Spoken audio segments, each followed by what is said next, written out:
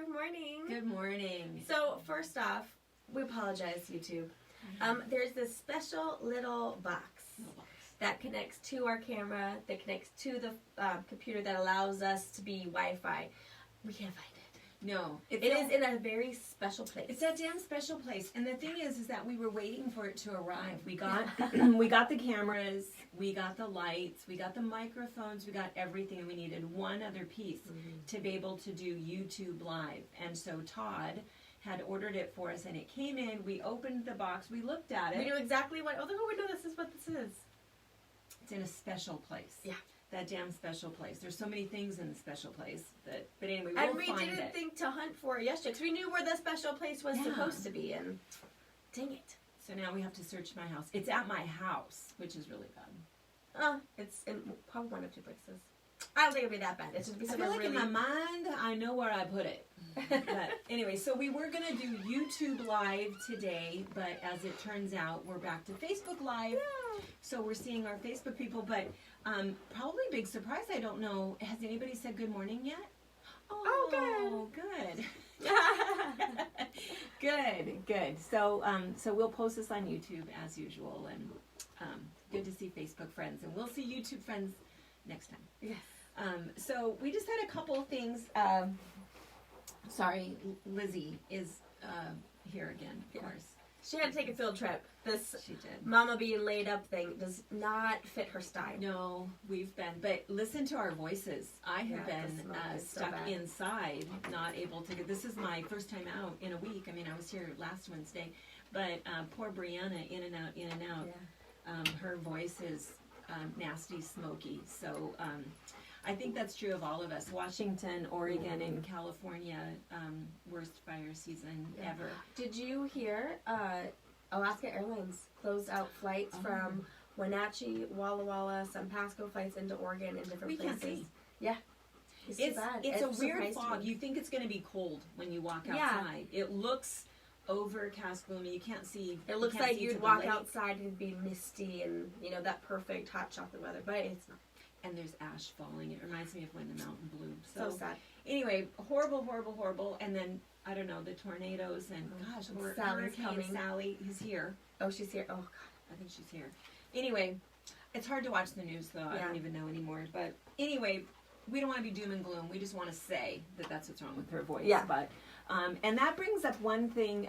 We had two different questions that people had asked and wanted us to answer. And one, multiple people asked if our face masks were healthy and alternatives for to use out in the smoke. And it sort of depends. It depends on what mask you're using. Smoke is a little bit different. You know, you've got gas, solids, and liquids, right? And so what we're doing with the coronavirus is we're trying to trap that particle or let that particle not make it through. Gas or smoke is a little bit different to some degree. So if you have a mask that either has a filter or you have an N95 or you have Oli, I mean, I'm just always going to go back to that Oli, which is a blocking agent, then you're fine. And I noticed that with my mask, I didn't even smell the smoke. And I think that it does work pretty well. The other thing to remember, though, is that even with coronavirus, you're wearing the mask and you're still expected to have that 6 foot distance. Same thing really with the smoke. Really, you need to stay inside. Don't smell it. Don't be out in it. But if you have to be, it's nice that you have that mask, because that was what the original pattern was from. Is it's the dust mask. Yeah. The dust mask for use when you're out mowing and you've got a lot of dirt and you're working outside and you just want to not inhale all of that stuff. But in the news, they're saying that the cloth masks don't work, but that's because if you just have 2 layers of cotton, it's not going to protect you any more than, you know, putting your shirt up is. But if you've got appropriate filtration stuff in there, then you'll be fine. But we're supposed to get rain. I hope it comes. All along the coast this weekend, so that will help us a little bit and help our firefighters. So anyway, and those of you guys that are local, we have a couple groups that have a bunch of quilts that they want to donate and some things they want to do. So maybe private message me if you know of different families that have been displaced and needs and people who have wish lists of what they want. We've got a lot of resources, but it's not our immediate community here that's been burned. Yeah. But anyway, let us know if there's places we can ship some quilts and some things. All right, on to good news. So let's see. We have presents. Tony, Toni, thank you. Tony sent this. I was going to read the card. She didn't do a last name, so I don't know what her last name is. But it just said that when she was on crutches, was there a second page to this? Does it say last name? Oh, no, it's your gift receipt. Yeah. It just says, when I had to use crutches and also carry coffee, exclamation point, that's a thing. I used a thermos with a handle. This is the best I could find, and it does say leak-proof. Happy healing from Tony. It is absolutely leak-proof, and it's a thermos. The thing is my coffee is cold within, 5 minutes? Yeah. My coffee is hot. So, super nice. So, anyway, Awesome. Tony, and it holds like a cup and a half. Oh, wow. I know. I love it. So, Tony, thank you so much. That was absolutely super sweet. Really, really nice. And the other thing is, I think we Facebooked about the treats. I did not know that there was a keto bakery. Mm-hmm. And did you know it before we got the stuff? I knew that there was the bookery. So any of you guys who are local who have been here before, the bookery, the local bookstore, the baker is inside the bookery at the moment. So I knew that the bookery sold keto treats. I just didn't realize that it was her own business within the business. And they're not just you think keto treats, you think, like a granola bar? What's a keto treat, right? Yeah. I mean, it was so good. No, I didn't feel like I was missing out on anything. She did a fabulous job. It was like, the cake was kind of almost like, like a pudding cake that's super, super, super moist. And then there was like a chocolate one with a cream cheese frosting. There was a mocha one. There was a cheesecake. I don't know how you make cheesecake without sugar, but pieces, we cut them into 4 pieces so we would all make sure to have a taste of everything. Yeah, the cheesecake was good. It's fed. I don't know how there's not a line outside of that place all day long. Yeah. I mean, might be still a hidden secret. So you guys are in the know. Tell your friends. The Keto Bakery at the Bookery. Oh. She's on Facebook, okay. So for sure. You can message her, I'm sure, do whatever. But and Barbara, awesome. Thank you. Gosh, yeah, what a treat. That was amazing. Super nice. Super nice. We did share a little bit. Yeah. So, all right. All right. So the other thing is, I didn't have this last Wednesday when we were talking. Okay. This is that jarling or tarling. I don't know how to pronounce it, but this is that little thing that I was telling you about when they make batiks. We do have. I think, Brianna, you didn't get them online, did you? Because I think now there's 2 left. Mm-hmm. You could probably get them other places. But just in case you ever wanted to try your own batiking thing, that's how they work, is you just melt paraffin wax. And then you just dip it in, and then you just hold it, and you run your little pattern. So we talked about that last week, but I didn't have one to show you, and I didn't want to limp along to go get one. But this is what it looks like, and I don't know if you can tell. It has a funny little tip on the end, so that's what that looks like. And then we're going to talk about batiks. No, we're going to talk about jelly rolls. Yeah. Oh, wait, we had one other question. There was going to be 2 questions. So the one was do my masks work for the smoke? And the other one was, and several people had asked this, and they wanted to know what the secret was to our mother-daughter, our friendly mother-daughter relationship. Oh. Which I think is, I don't know that I know. Yeah, I don't know what it is. I mean, I know growing up that people thought it was so weird that Mom and I, shopped together, did whatever, where I had other friends. Other friends like, oh my God, I can't go shopping with your mom. Me too, right? Oh, yeah. I don't know if your friends didn't like you. I hope. I don't know. Janie is the one who would tell you to a straight. She likes you. And she likes me. Well, there you go. Yeah. Okay, I'm okay with Janie. Yeah. But I don't know what it is. I think that we always got along, but I get along with the boys too, and Dad does. And we have a different personality, so there's not a personality clash. That's a funny thing because people say all the time that we're exactly alike. We are nothing alike. I'm very much like my dad. Yes, she is just like her dad, and the youngest boy, Jared, is more like me, but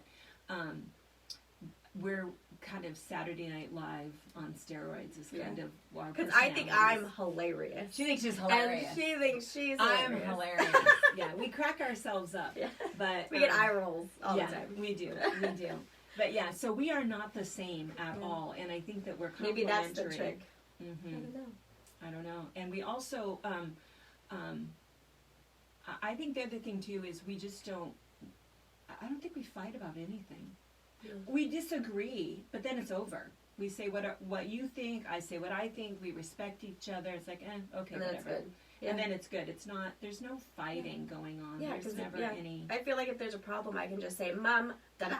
Yeah. And then we're good. Apologies, and then maybe not apologies or explanations, whatever, and then it's over. I just misunderstood, or you know, that's the other thing too. And I think that that's true even with relationships. Is that if I'm having a bad day, and not myself, she steps up. She's not going to poke the dog. She's not going to cause me more stress. She's just going to quietly step it up, do the job, and take it. And it's the same thing for me. When she's having a really bad day, it's like, oh, okay, we're just going to be all right here. We don't take it personal. When I have a bad day or she does, it's like, oh, let it go. It doesn't matter. It's just a bad day. And some days are like that. Some days are a little more stressful than others. Yeah. But we compensate for each other. And you think that Harper's going to be... I think so. Harper's such a mama's girl, which I think is hard for Robert because I was like, oh, I bet you have yourself a daddy's girl. And he's like, no. You know, I remember when she was, 8 months. Robert was going to take her and Wyatt out to Papa's and play, and she was crying the whole time. So Robert all of a sudden showed up, and I said, well, what's wrong? He's like, she hasn't stopped crying since you left. She wanted to be here because she was coming to work with Brianna for the first year. So I let her stay with me, and it was fine. But even at home, Robert will try to have her sit with him, play with him. If I'm downstairs quilting or maybe at work late, she'll, be part of the game. But as soon as I show up, it's over. Whatever snuggling or playing they were having. I hope she wants to come to work here. I hope so too. We'll see. It would crush me. She's a sweetie. If she didn't want to sew. I know. Yeah. She likes pretty things, so she's going to be expensive. But well, been there. Yeah. So let's see. So I think, I mean, she's only 2, so, but at the moment. You were sewing when you were 4. We opened the shop when you were 6. Yeah. So at the moment, I think she's, wherever I'm at, whatever I'm doing, she's going to want a part of it. So. Yeah. We have pictures. We should add some pictures. We have pictures of her playing on the computer when Brianna's playing on the computer, sewing when you're sewing masks. Yep. Watching the Nana Mama show. Yeah. She thinks we're funny too. She thinks we're funny. Yeah. So I don't know if it's a secret or if it's just we get each other and I don't know. I don't know what it is. From the very beginning. Yeah. Well, and I think a lot of it too is it's not as much a mom thing. I'd like to say that it's because I'm so, patient and kind and whatever, but it's not really what it is. I have to say that Brianna was an easy girl. There's a lot of horror stories about teenage girls and hormones and things that happened. And we had a talk early on, and I said, listen, if you don't feel like you can be nice, you lock yourself in your bedroom, get a book. We'll see you in 5 days. I think she needed that talk with the boys. I did. The boys did not lock themselves in their bedrooms with books, unfortunately. But it was good. So Brianna, and I've told my close friends know this, Brianna was never... She never was grounded, not one time. She got one spanking in her whole life, undeserved. It's still a huge family story. Dad even still remembers it. And he got the cold shoulder for a while. Everyone does. So she was an easy teenager, and she wanted to sew. She wanted to be with me. She wanted to sew, so she would help me get the dishes done or whatever needed to get done so that she could sew. Yeah. And that was all she ever wanted to do. Books and fabric. Books and fabric. So, yeah. It was, I had it pretty easy, so anyway. Yeah, and again, when we were talking about last time about my anniversary, there was no boy drama. I mean, no. There was no... She wasn't boy crazy at all. Maybe because I had 2 dramatic boys at home. I didn't have room for another one. No. More smells. I know. Oh, man. We don't need that. Lord. Yeah. All right. Okay, so what we were going to talk to you guys about is, it's kind of funny because we keep getting all of these emails and messages and stuff from people that are brand new quilters. So a lot of you guys have been quilting for a very, very long time. And then a lot of you have just dusted off your sewing machine after 30 years, or you went out and bought a new one because you're making masks and you realized that your sewing machine is not your enemy. And fabric is so different now. Fabric so is many so people. different. I remember years ago shopping at Strauss Ritz, and you never knew what you were going to get. And that's why you had to pre-wash everything and pre-shrink it and make sure it was going to work. And quilting wasn't really a thing back then. I mean, we made quilts out of our leftover stuff, but it wasn't like it is now. Sure. So Where it's a hobby. Oh, and fabric is so much nicer now. So we our plan, and today we're going to spend some time finishing up some of our other videos. I feel good and up and still not weight bearing, but I'm at least upright and moving. But we're going to work on some videos, and we want to get refresh some of the beginner quilts that we've done in the past. And one of them, it's a kind of a famous quilt now because now they call it the Jelly Roll Race. We've always called it 1600, but you know, that's what happens in the quilting world is everybody thinks that they made something up, you know, and then you find out that it's called 5 different things by 5 different designers. But anyway, it's kind of a cool thing, and it's an easy way to use your leftovers. So some of you guys already know exactly what it is, but if you don't know what it is, the reason they call it a jelly roll race or 1600 is because, of course, this is a jelly roll. So it's your pre-cut 2.5-inch strips. And so, and if you were to just sew all of these together end to end to end, you would end up with 1,600 inches. And so that's why we called it 1,600. And your pre-cuts, you know, they're called different things. Most of them you end up with Moda, there's always 42 strips that are in there. Free Spirit does 30. They do a little design roll is I think what they call it. And then Hoffman, they kind of will mix and match. They do some that are 40, but they do some that are 20. So then you can mix and match and add a bunch of colors if you want to do that. But the other thing that you can do is you can, of course, just cut up your own or have all of your little leftover bits. So if you're doing masks and you have these weird pieces left over and you don't want to start hoarding all of those little pieces of fabric, if you just cut it up into 2.5-inch strips, whatever is left over at the end, just throw that away. But then what'll happen is you'll end up with weird pieces. So you might end up with something kind of long, you might end up with something a little bit shorter. So there's this is just kind of a mess of a bunch of pieces. So you end up with all of these weird sizes, which is kind of good because then all you do is you're going to take these and you're going to sew these together. So just chain piece them. So 2 together, 2 together, 2 together, 2 together.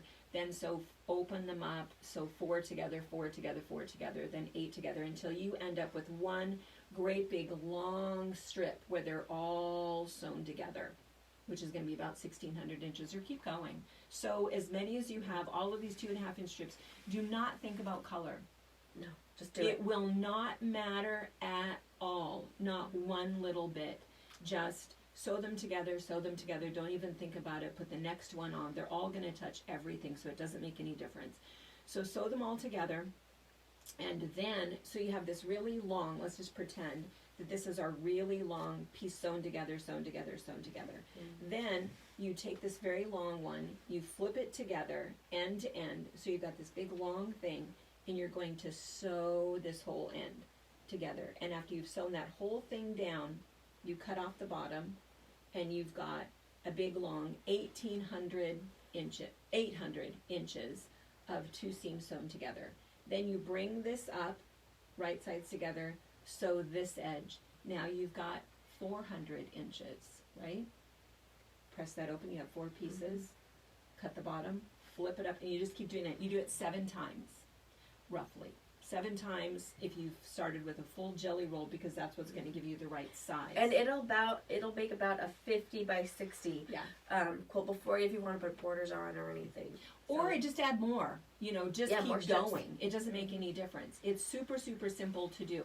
And here's the other thing. Let us know in the comments if you're saying, if it's not making sense to you what I'm talking about. If you say, wait, can you just show me?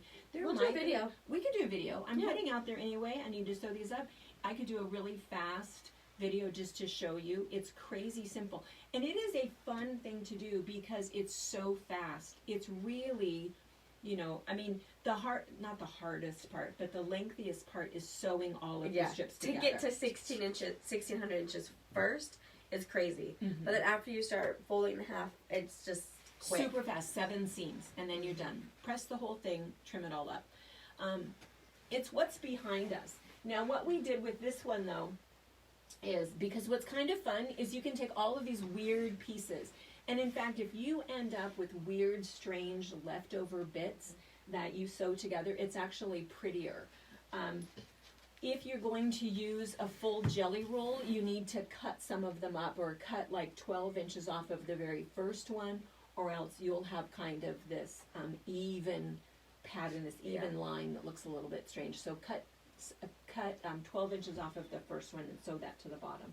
Or for this one, we just threw in a couple little squares in between the strips. And so if you really wanted there to be some sort of a uniform color, you wanted it to have a pop of orange or whatever, you could put anything in there. And I have to say this, I mean, this is the one that I made, but the black solid squares, whatever you have, this drives me crazy.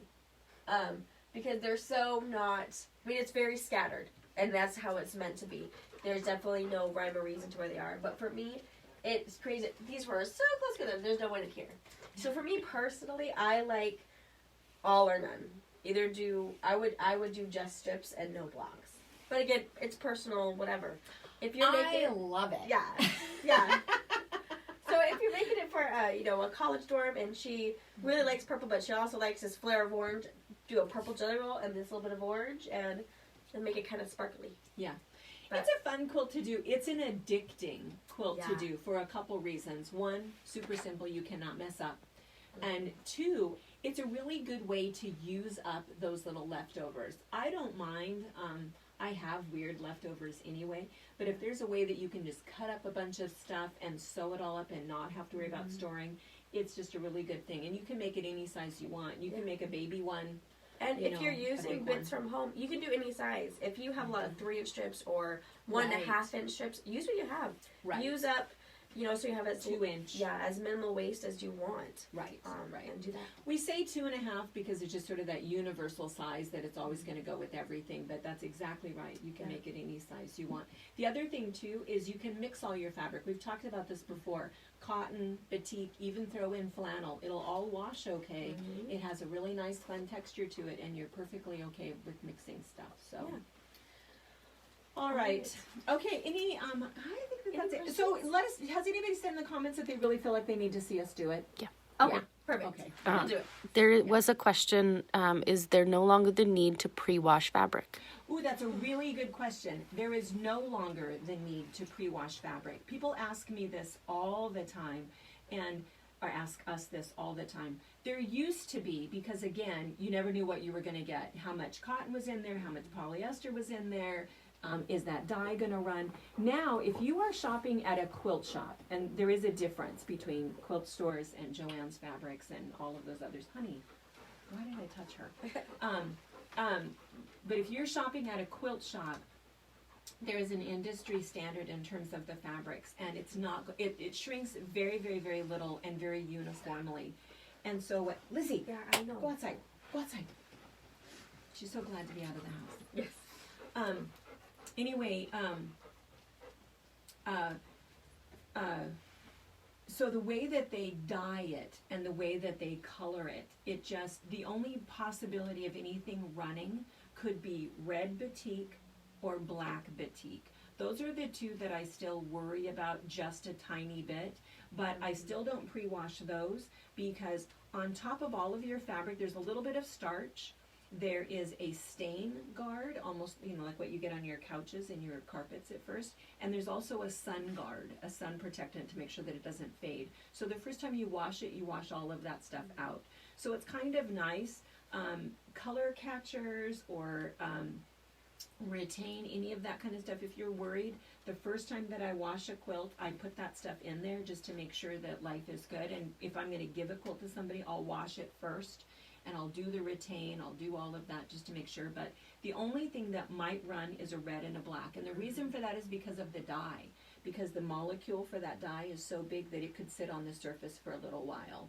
But the retain, what that does, and even the color catchers, is that it puts this additive in the water so that that color doesn't redeposit somewhere else. So your washing machine, it might have all pink water in there, but if you've put the additive in there, then it's not going to stain your fabric. So we don't pre-wash at all. The last time I pre-washed a quilt or fabric for a quilt was probably 15, 16 years ago. And I remember thinking at that time, I'd been told, oh, you really don't have to wash it anymore, but I was not a believer.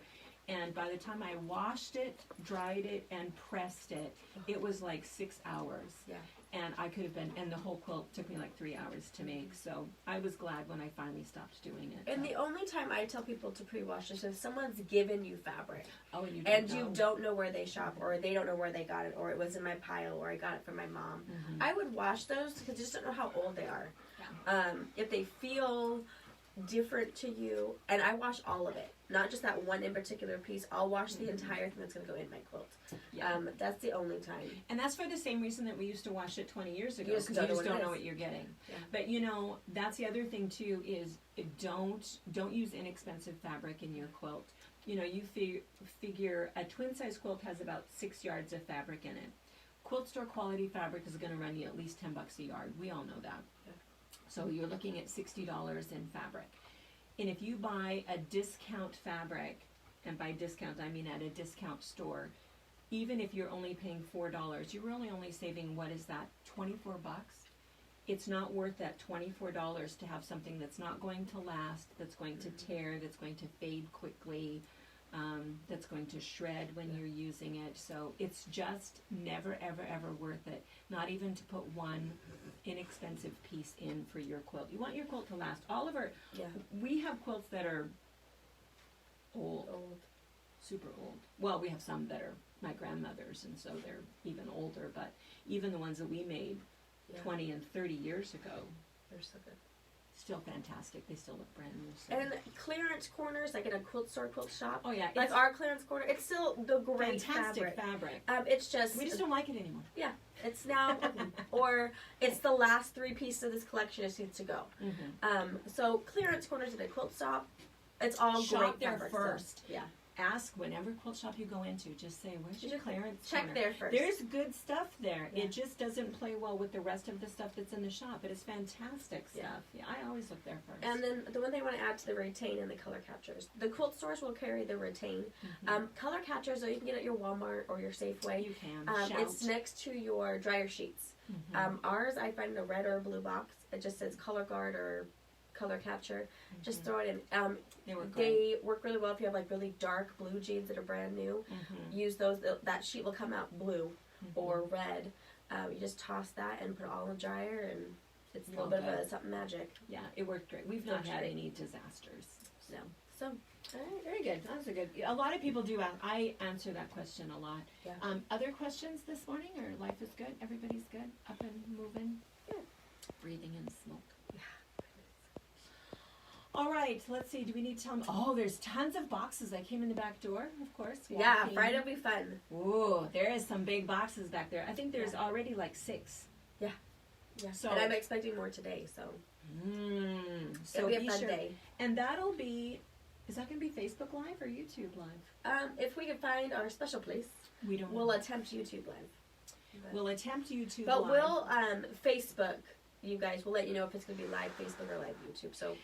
And the other thing too, the reason with the new camera and the mics and all of that, that's why we're doing the YouTube, because otherwise this is the sound quality that you guys have to put up with when we're doing Facebook. So, and again, if you guys haven't subscribed to the YouTube channel, do that, and if you hit that little bell, you'll get the notification that we're live, and then you can watch it on YouTube. So I guess we'll look for the thing in the special place and see what happens. And then we'll work on doing a Jelly Roll race. Yeah, we'll do that 1,600-inch quote for you, and we'll get that video out. Yeah, it's a good thing to know how to do. It's a favorite. Yeah. So, all right, you guys. Have a great rest of your week. See you Friday.